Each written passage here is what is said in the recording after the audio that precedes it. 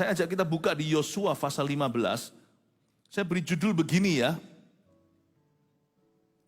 Pemakaian luar biasa di usia senja. Catat itu. Anda bisa ambil handphonenya, lalu Anda bisa catat. Biasakan untuk mencatat khotbah, sebab semua GMS senior kita, GMS senior ini, setiap Anda adalah murid-murid Yesus di gereja ini. Belajar untuk mencatat khotbah juga. Pemakaian luar biasa di usia senja. Kita belajar dari Kaleb di Perjanjian Lama, Yosua 15, ayat 13 sampai 17 saja saya bacakan dulu. Tetapi kepada Kaleb bin Yefune diberikan Yosua sebagian di tengah-tengah Bani Yehuda itu, yakni Kiryat Arba, seperti yang dititahkan Tuhan kepadanya. Arba ialah bapa Enak, itulah Hebron. Dan Kaleb menghalau dari sana ketiga orang Enak, yakni Sesai, Ahiman, dan Talmai, anak-anak Enak. Dari sana ia mulai maju menyerang penduduk Debir. Nama Debir itu dahulu ialah Kiryat Sefer. Lalu berkatalah Kaleb, siapa yang menggempur Kiryat Sefer dan merebutnya, kepadanya akan kuberikan Aksa anakku menjadi istrinya. Dan Otniel anak Kenas, saudara Kaleb, merebut kota itu. Lalu Kaleb memberikan kepadanya Aksa anaknya menjadi istrinya. Sebuah cerita tentang merebut tanah Kanaan. Kalau umat Israel di Perjanjian Lama sebagai umat pilihan, target mereka adalah tanah Kanaan yang disebut tanah perjanjian. Tak peduli usia mereka berapa, mereka harus berjuang ke sana. Musa itu sudah tua waktu memimpin bangsa Israel masuk ke padang gurun. Yosua pun tidak usia muda ketika berperang di Yeriko. Banyak orang itu salah tafsir. Seringkali menyamakan Yosua dengan generasi anak muda.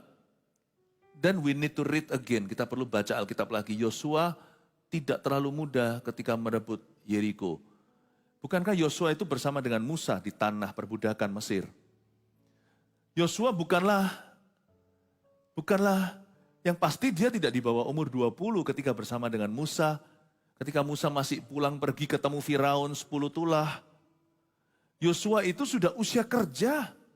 Bahkan jadi abdinya Musa. Kan untuk bisa dapat pekerjaan penuh sekretaris atau apa, orang itu pasti di usia lepas kuliah. Nah waktu Musa memimpin mereka ke padang gurun, 40 tahun kan. Yosua umur berapa hajar Yeriko itu? 60? Salah kaprah kalau kita mengatakan generasi Yosua itu generasi perang adalah generasi anak muda. Yosua itu mungkin umurnya lakcap 60 waktu dia rebut Yeriko. Saya nggak tahu ya, saya spekulasi, tapi pasti dia bukan young man. Saya ingin untuk kita melihat bahwa zaman itu orang yang berusia pun disuruh perang Kanaan loh. Mereka mau loh. Bahkan mereka kasihan sama Musa. Musa itu hanya bisa ngiler dari jauh. Karena Musa nggak bisa masuk karena hukuman Allah. Yosua yang berperang masuk ke dalam sana. Memimpin bangsa Israel. Dan juga orang-orang Israel yang tidak mati di padang gurun itu. Mereka-mereka yang baby dulu. Waktu zaman di padang pasir mereka umur di bawah 20. Yosua tidak termasuk golongan itu. Yosua dan Kaleb yang tertua ketika merebut Kanaan.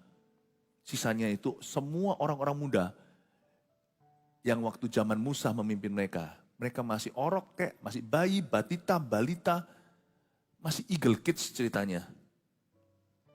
Dan Yosua ini sekalipun berusia demikian, dia mengambil kepemimpinan, pucuk kepemimpinan di tangan, dia rebut Kanaan. Kalau hari ini umat Allah di Perjanjian Baru, tujuan kita bukan tanah Kanaan, tanah perjanjian secara geografis atau lokasi beneran. Karena Injil disebarkan ke seluruh bumi, sampai ujung dunia.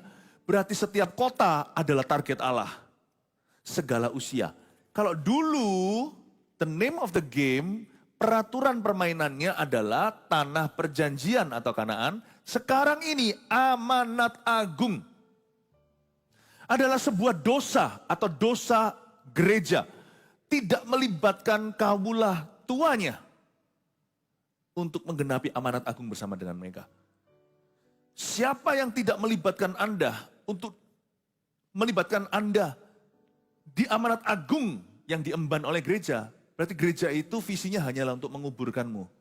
Maaf ini Bapak Ibu. Talenta enggak boleh dikuburkan ya. Minta dimarahi Tuhan apa?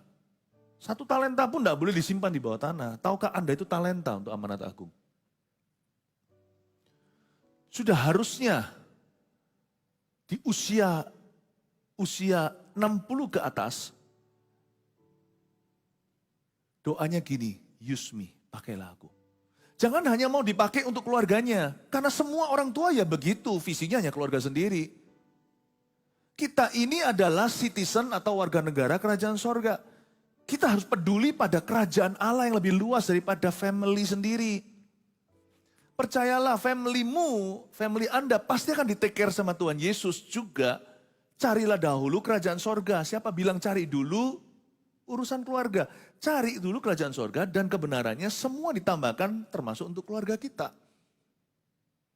Kalau dulu itu tanah Kanaan, sekarang itu tanah perjanjian kita adalah amanat agung. Pergi beritakanlah, jadikan semua bangsa muridku.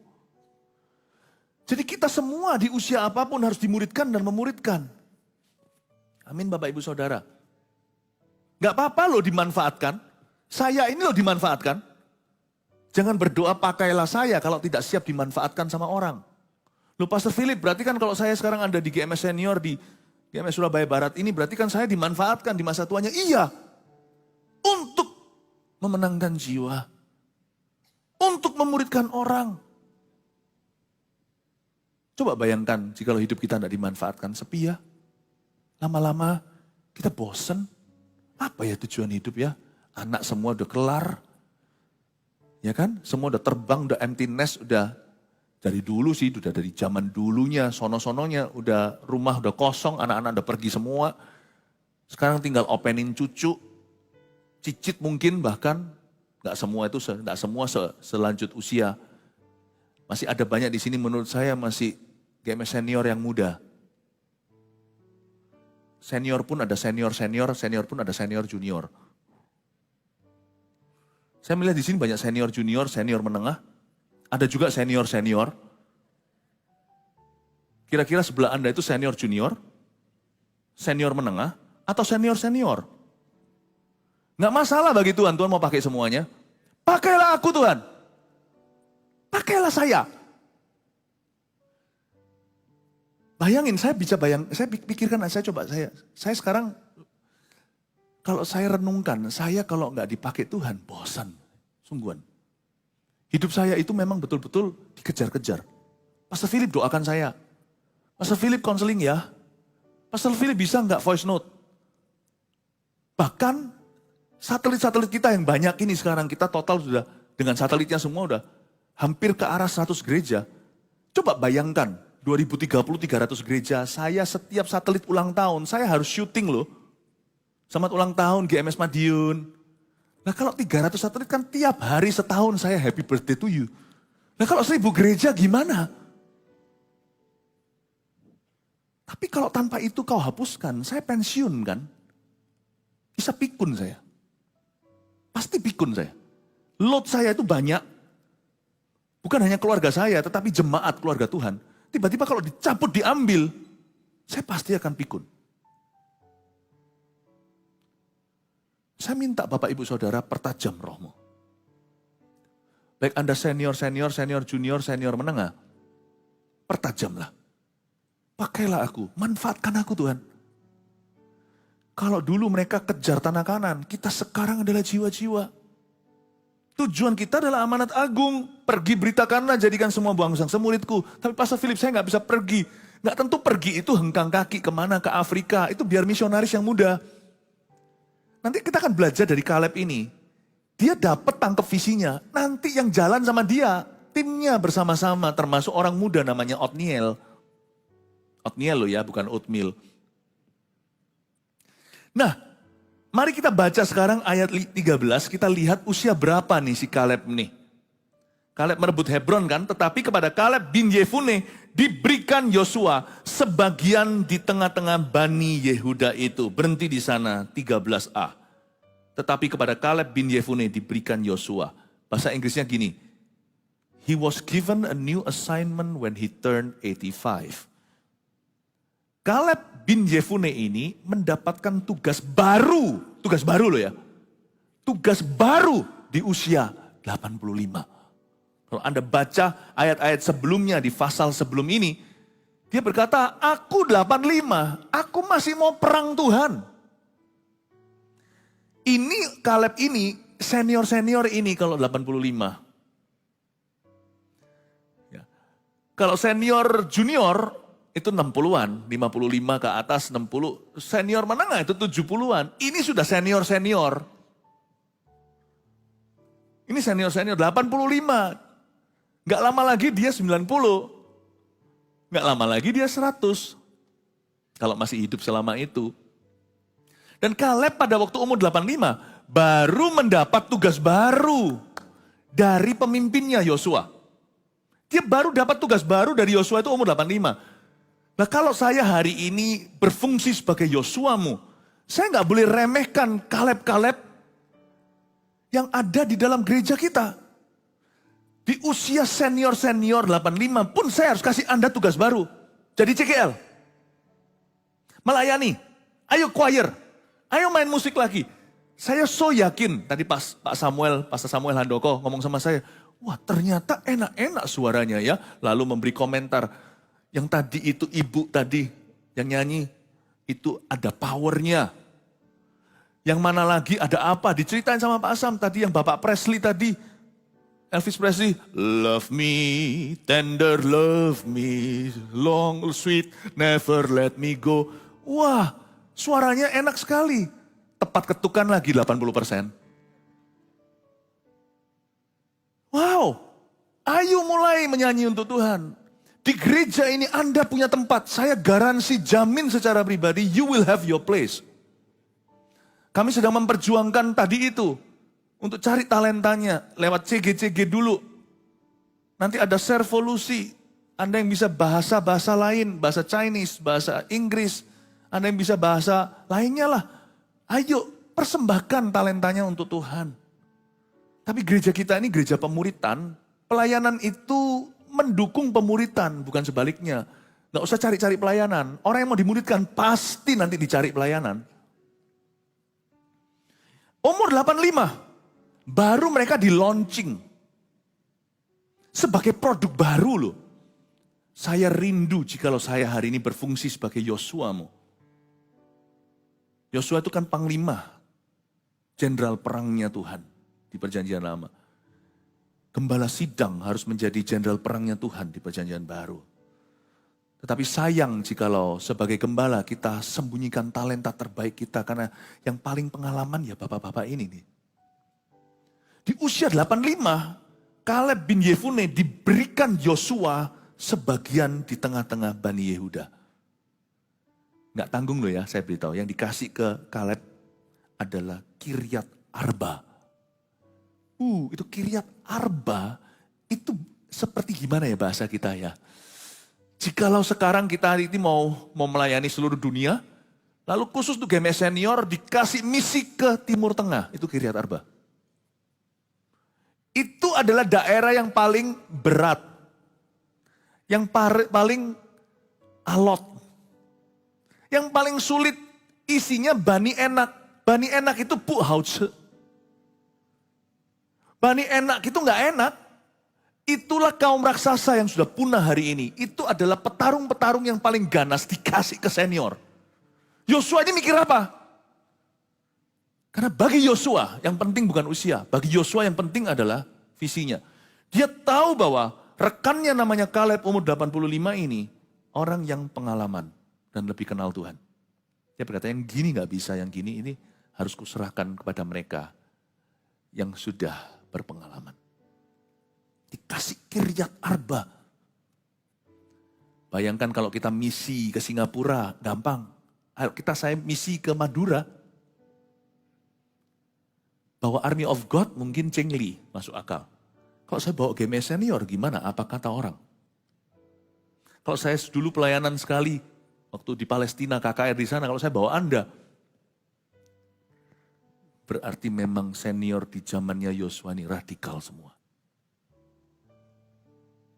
Dan mereka hebat. Di usia 85 baru terima tugas baru loh. Bapak Ibu jangan pensiun dulu. Sebab kita baca lagi berikutnya setelah Kiryat Arba. Seperti yang dititahkan Tuhan kepadanya. Saya ulang. Tetapi kepada Kaleb bin Yefune diberikan Yosua sebagian di tengah-tengah Bani Yehuda itu. Yakni Kiryat Arba. Seperti yang dititahkan Tuhan kepadanya. Tuhan belum selesai dengan Anda. Tuhan baru saja bertitah. Wow, umur 80. Musa baru melihat semak belukar yang terbakar. Namun tidak hangus daunnya. Di umur 80 dia menerima new calling, higher calling. Dia menerima panggilan yang baru, panggilan lebih tinggi. Saya berdosa kalau saya ditanya Tuhan menjawab salah. Philip Mantova, apa yang kamu lihat di depanmu ini? Saya bilang, orang tua Tuhan, Tuhan akan marah. Apa yang kau lihat? Inilah tentara-tentara Tuhan sesungguhnya. Apa yang kulihat di sini? Orang-orang yang mengemban tugas yang lebih besar. Seperti yang dititahkan Tuhan kepadanya, Tuhan belum selesai dengan Anda. Allah memanggilmu untuk perkara-perkara lebih besar. Dan ayat 14, dan Kaleb menghalau dari sana ketiga orang Ken Enak. Yakni Sesai, Ahiman, dan Talmai, anak-anak Enak. Pahami Bapak Ibu Saudara, yang disebut anak-anak Enak, Sesai, Ahiman, dan Talmai itu size-nya Goliat. Kaleb diberikan tugas untuk menaklukkan 3 Goliat. Dari sana ia maju menyerang penduduk Debir. Nama Debir itu dahulu ialah Kiryat Sefer. Kaleb diberikan tugas di umur 85 untuk menaklukkan musuh Israel yang terbesar. Bahkan terbesar size-nya. Musuh Israel paling sukar. Menurut saya Andalah standar. Bapak Ibu Saudara, semua mata tertuju kepadamu. Kalau ini merupakan sebuah beban, biarkan jadi beban ilahi. Waduh Pastor Philip jangan ngomong gitu, tekanan dong bagi saya. Saya kira saya sudah kelar, anak cucu saya sudah didik dengan benar. Belum, mata gereja sekarang kepadamu dari Eagle Kids. Lucu-lucu gak tahu, hari ini saya melayani kawula yang paling tua dan kawula paling muda di gereja kita. Malam nanti saya penyerahan baby. Malam ini. Paginya GMS Senior, sore nanti pukul 6, penyerahan anak. Setiap bulan itu puluhan, ratusan anak. Gereja kita itu luar biasa diberkati dengan urapan untuk berkembang biak.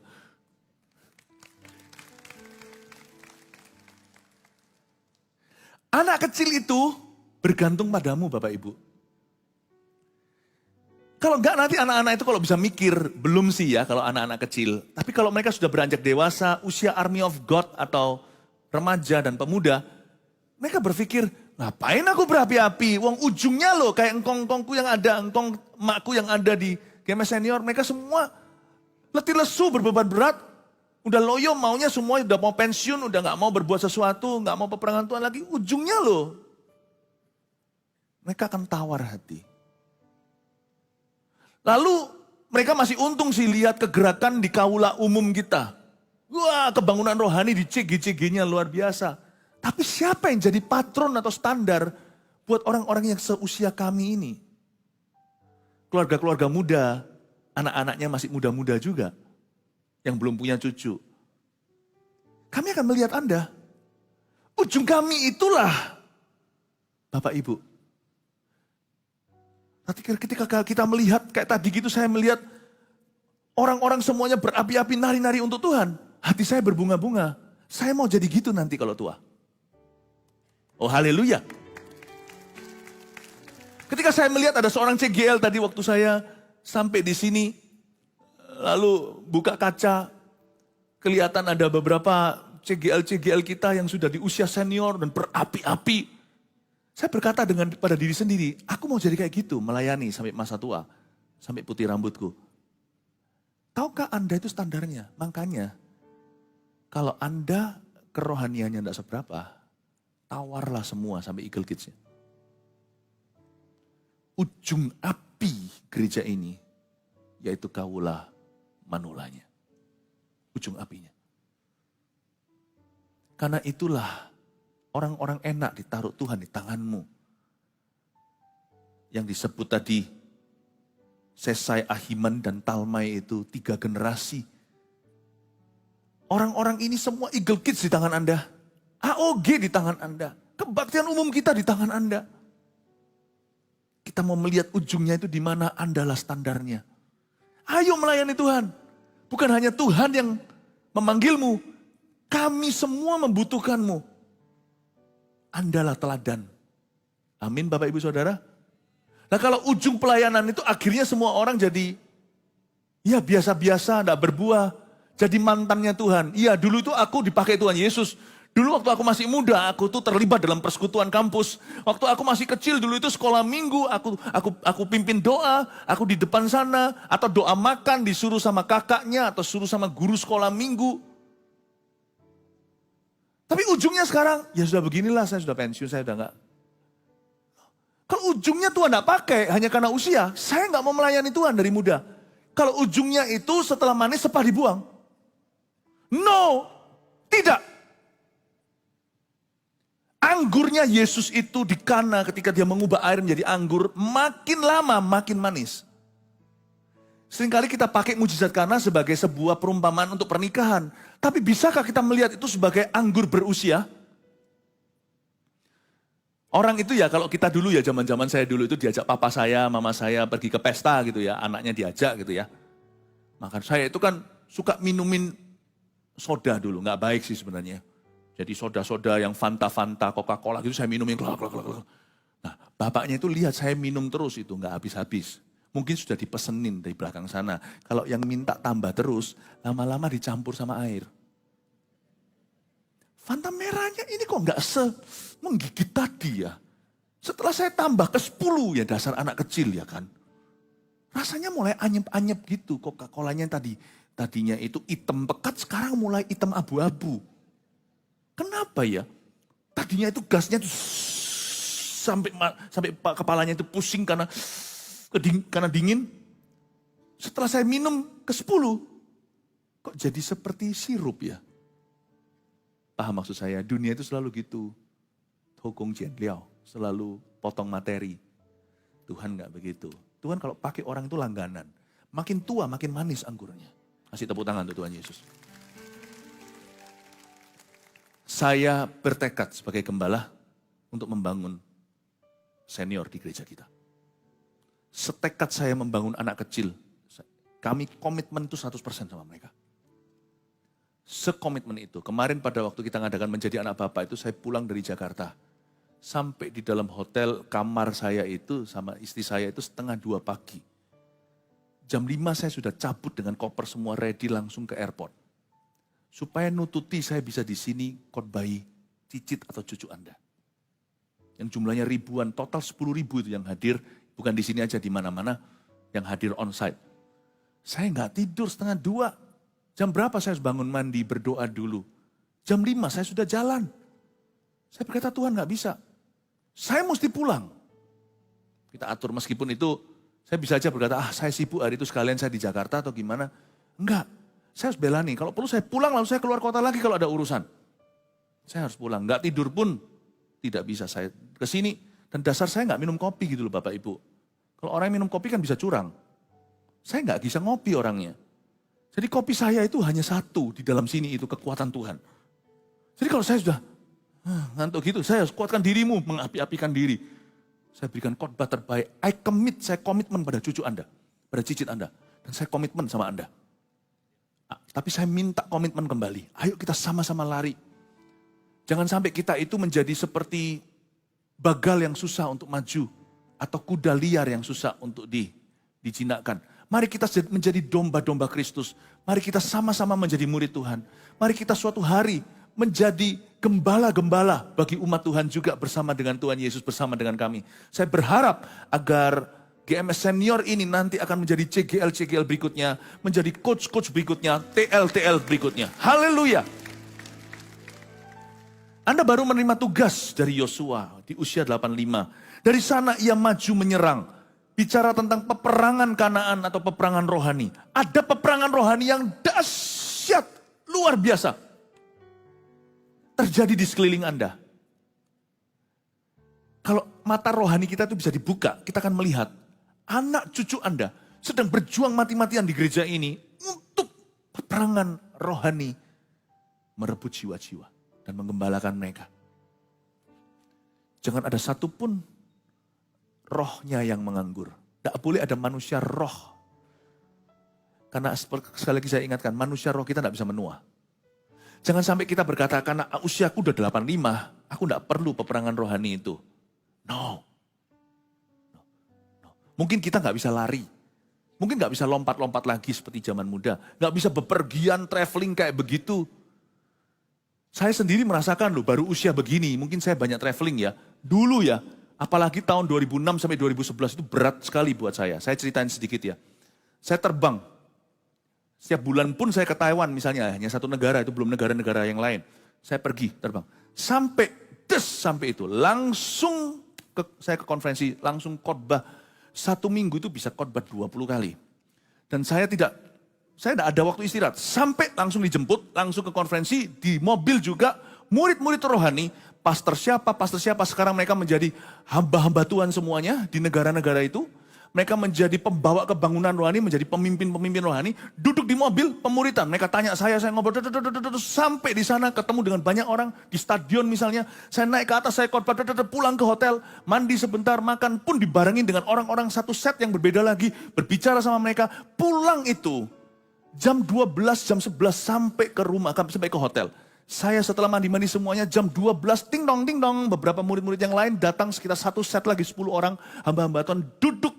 Biasanya di ruang tamu, saya dikasih kamar yang lebih besar. Di ruang tamu situ duduk sama-sama, lalu ngomong sama saya rapat. Dan itu 10 hari. Lalu saya kembali ke sini, langsung khotbah 5 kali di gedung kita dahulu. Dulu bisa, sekarang gak kuat. Saya setelah khotbah di MAB itu, kemarin yang hari Sabtu itu, yang 1:30 sampai ke hotel, jam 5 udah ke airport. Setelah selesai gitu saya pulang ke rumah, KO saya dari jam 5 pagi, 5 sore. Dari jam 5 sore ya, saya udah tertidur, mata udah berat.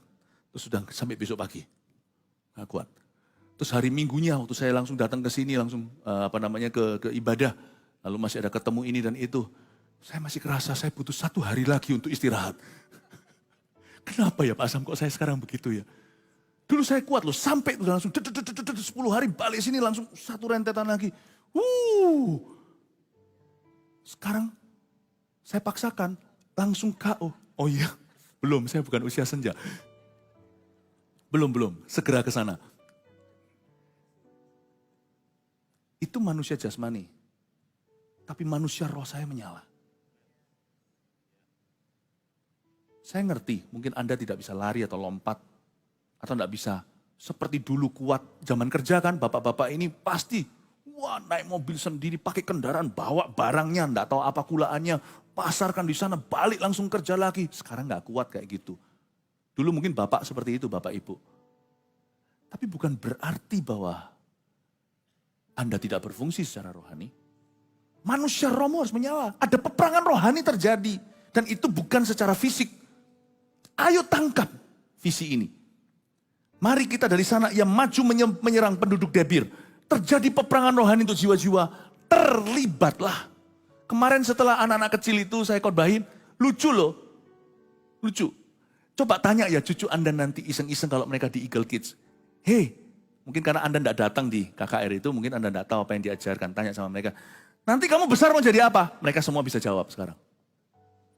Ya, ada yang jawab, mau jadi dokter, jadi insinyur. Iyalah, ada satu yang lucu, saya bilang, mau jadi apa? Dokter hewan. Oh bagus ya, nanti suatu hari Pastor Philip, masih kecil dia.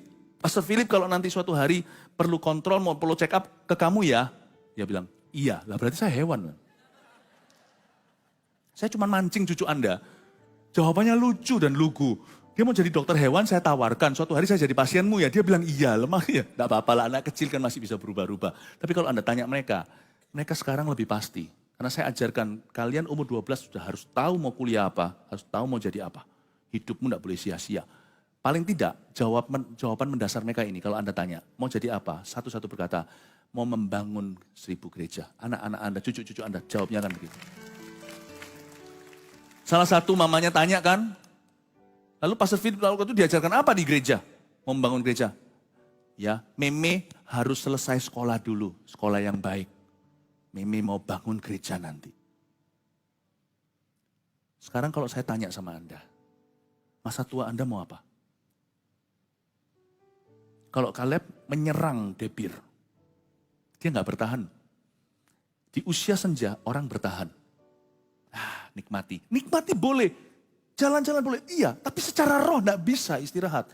Sebab putra-putri cucumu dan cicitmu, cicit Anda, semua peperangan rohani. Saya tahu secara aktivitas mungkin nggak bisa seperti dulu zaman banting tulang. Sekarang mungkin udah waktunya nikmati. Sebagian Anda sudah bisa lakukan itu anggaplah berkat Allah. Tapi secara roh tidak boleh Anda defensif atau hanya bertahan saja. Secara roh kita harus menyerang Debir. Sekarang kalau saya tanya kepada para senior di tempat ini, mau apa dengan masa tua atau masa senja? Hendaknya jawaban Anda tidak jauh dari cicit atau cucu Anda. Mau membangun 1000 gereja. Oh haleluya, yang mau seperti itu, berikan tepuk tangan untuk Tuhan Yesus. Amin Bapak Ibu Saudara. Saya rasa sekarang kalau secara aktivitas, saya juga nggak bisa seperti dulu. Beneran nggak bisa seperti dulu. 5 kali ibadah saya buka kartu ya. Khotbah saya beda-beda kan. Kemarin Jumat Agung saya 5 kali di sini. Jumat Agung ingat ya, healing and salvation, kesembuhan dan keselamatan itu sampai antri-antri. Minggunya saya langsung di PCM, di Timur, Surabaya Timur. 5 kali lagi, lanjut ke sana. Jadi Jumat dan Minggu itu, saya khotbah 10 kali. Saya pikir sementara sekarang masih saya kuat. 5 plus 5. Kayak buy one get one free gitu. Dulu, zamannya dulu. Nggak pernah saya bisa satu kali hari Minggu itu. Jangankan 5 kali, kasih saya 7-8 kali, tak sikat sama saya. Saya ngerti mungkin aktivitas kita semakin kita tambah usia, semakin terbatas. Tetapi peran kita bisa bertambah. Mari, saya dorong kita semuanya untuk menggempur Kiryat Sefer dan merebutnya, ayat 16. Lalu berkatalah Kaleb, siapa yang menggempur Kiryat Sefer dan merebutnya, kepadanya akan kuberikan Aksa anakku menjadi istrinya. Wow, haleluya. Ini maksudnya bukan tawarkan anak, itu gaya Timur Tengah. Mereka itu memberikan reward atau upah, itu siapa yang berhasil akan jadi menantu. Begitu ya, ayat 16. Tapi Kaleb di sini itu, coba perhatikan kalimatnya, siapa yang menggempur Kiryat Sefer dan merebutnya. Kaleb punya kepemimpinan di masa usia senja 85 adalah kepemimpinan yang bangkitkan orang-orang lain, membangkitkan. Dia itu mendorong yang lainnya untuk bisa melakukan peperangan Tuhan. Dan ayat 17, muncullah hakim-hakim pertama, namanya Otniel, anak Kenas saudara Kaleb. Ini berarti kemenakannya atau keponakannya merebut kota itu, lalu Kaleb memberikan kepadanya Aksa anaknya menjadi istrinya. Mari kita tangkap poin terakhir ini. Bapak Ibu Saudara, di masa tua, masa senja tetap harus berbuah. Berbuah itu bukan hanya syukur atau buah kekudusan hidup. Berbuah itu harus tetap berharap. Di bawah pelayanan kita muncul Otniel, kita punya urapan itu harus memunculkan orang-orang baru. Makanya setting CG atau kelompok sel itu tepat sekali untuk menghasilkan anak dan buah. Makanya namanya anak buah. Saya dorong Bapak Ibu yang di tempat ini menjadi seperti Kaleb di usia 85. Di dalam panggilan pelayanannya, dia melahirkan Otniel. Kepemimpinannya adalah kepemimpinan yang menginspirasi orang lain untuk bangkit. Siapa yang akan menggempur Kiryat Sefer dan merebutnya? Bapak Ibu Saudara, saya dorong bapak-bapak, ibu-ibu, koko cece di sini katanya, untuk melahirkan adik-adik rohani, anak-anak rohani. Sebab mungkin kalau anak cucu sudah selesai, kan gak akan punya anak lagi di usia senja, ya kan? Sekarang giliran anak dapatkan cucu dari mereka. Atau mungkin dari cucu mendapatkan cicitnya. Tapi memenuhi bumi bukan hanya dari jalur keturunan Anda. Anda juga bisa punya ekspektasi. Sekalipun aku sudah tua, kata dunia, aku akan melahirkan anak-anak rohani. Karena kandungan rohani tidak pernah menua. Amin Bapak Ibu Saudara. Saya percaya ketika Anda mulai diberi kesempatan untuk memimpin dan melayani. Nanti Anda akan lihat otniel-otniel baru bermunculan. Siapa bilang kita bisa dapat keturunan hanya dari anak dan cucu saja. Tahukah Anda bisa mendapat keturunan di dalam Tuhan. Yaitu anak-anak rohani yang Tuhan akan berikan. Berikan tepuk tangan untuk Tuhan Yesus. Mari kita semua bangkit berdiri. Terima kasih Tuhan Yesus. Haleluya. Mari kita pejamkan mata kita sejenak. Mari kita renungkan firman ini di dalam hati kita. Dan minta sama Roh Kudus untuk menyiraminya dengan urapan. Kita minta agar Tuhan Yesus memberi kerinduan. Agar setiap kita berbuah lebat untuk Tuhan. Dapatkah Anda mendengar di dalam roh Anda suara tangisan bayi lagi yang Anda lahirkan, hai Sarah, ibu bagi bangsa-bangsa.